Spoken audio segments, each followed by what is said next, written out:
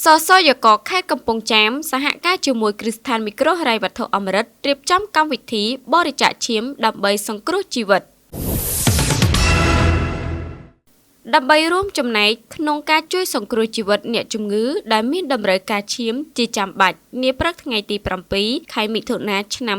2025នេះសសយកខេត្តកំពង់ចាមសហការជាមួយគ្រឹះស្ថានមីក្រូហិរញ្ញវត្ថុអមរិតបានរៀបចំកម្មវិធីបរិច្ចាគឈាមដើម្បីសង្គ្រោះជីវិតក្រោមអធិបតីភាពលោកហានកុសលអភិបាលរងខេត្តនិងជាប្រធានសសយកខេត្តកំពង់ចាមនិងលោកលីចែនាយកតំបន់កំពង់ចាមតំណាងអគ្គនាយកគ្រឹះស្ថានមីក្រូហិរញ្ញវត្ថុអមរិតពិធីនេះក៏មានការចូលរួមពីលោកស្រីតំណាងមន្ទីរអង្គភាពជុំវិញខេត្តលោកគ្រូអ្នកគ្រូដែលជាបុគ្គលិកនៃគ្រឹះស្ថានមីក្រូហិរញ្ញវត្ថុអមរិតនិងប្អូនៗជាសមាជិកសសយកខេត្តសរុបប្រមាណ150នាក់ដែលរៀបចំឡើងនៅមន្ទីរពេទ្យខេត្តកំពង់ចាមមានប្រសាសន៍បើកក្នុងកម្មវិធីបរិច្ចាគឈាមដើម្បីសង្គ្រោះជីវិតលោកហានកុសលអភិបាលរងខេត្តបានថ្លែងអំណរគុណចំពោះគ្រឹះស្ថានមីក្រូហិរញ្ញវត្ថុអមរិតនិងបងប្អូនសប្បុរសជនទាំងអស់ដែលបានមកចូលរួមបរិច្ចាគឈាមដោយស្ម័គ្រចិត្តក្នុងគោលបំណងដើម្បីជួយសង្គ្រោះបងប្អូនប្រជាពលរដ្ឋដែលកំពុងត្រូវការឈាមជាចាំបាច់ក្នុងការសង្គ្រោះអាយុជីវិតលោកហានកុសល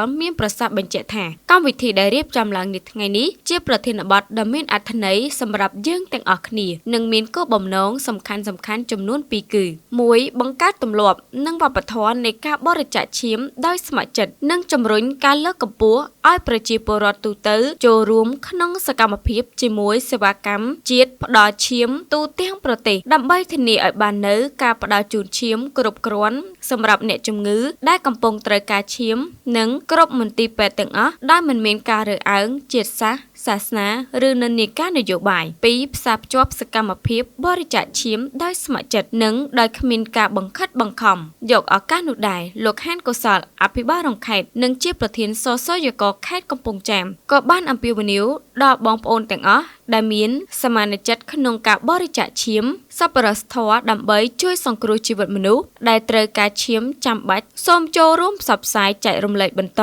និងលើកទឹកចិត្តឲ្យមិត្តភ័ក្តិសាច់ញាតិបងប្អូនផ្សេងទៀតដែលមិនទាន់បរិច្ចាគឈាមឬមិនដែលបរិច្ចាគឈាមឬធ្លាប់បរិច្ចាគឈាមរួចហើយក៏សូមបន្តការចូលរួមក្នុងសកម្មភាពបរិច្ចាគឈាមបន្តទៀតដើម្បីបុព្វហេតុនៃការជួយសង្គ្រោះជីវិតមនុស្សបន្ថែមទៀតព្រោះថាការបរិច្ចាគឈាមនេះគឺមិនមានប៉ះពាល់ដល់សុខភាពទេថែមទាំងមានអត្ថប្រយោជន៍សម្រាប់បុគ្គលខ្លួនយើងផងនិងសម្រាប់សង្គមជាតិយើងផងដែរ